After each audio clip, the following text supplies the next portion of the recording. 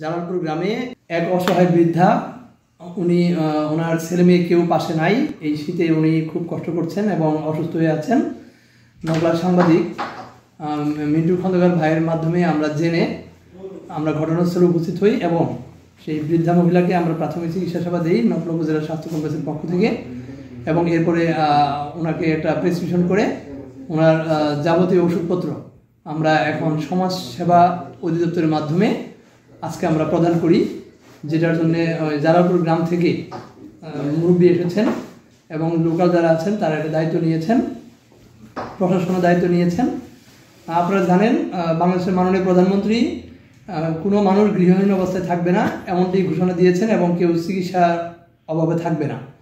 সেই লক্ষ্যে আমরা চিকিৎসার যাবতীয় ব্যয়ভার গ্রহণ করছি এবং অতীতেও এই ধরনের কার্যক্রম চলেছে, ভবিষ্যতে আমরা এটা চলমান রাখবো। এই প্রত্যাশা করছি আপনাদের সকলের সহযোগিতা, যাতে কোনো মানুষ অসুস্থ অবস্থায় বা অসহায় অবস্থায় না থাকে, আমরা যেন আর্তমানবতার সেবায় পাশে থাকতে পারি। ধন্যবাদ।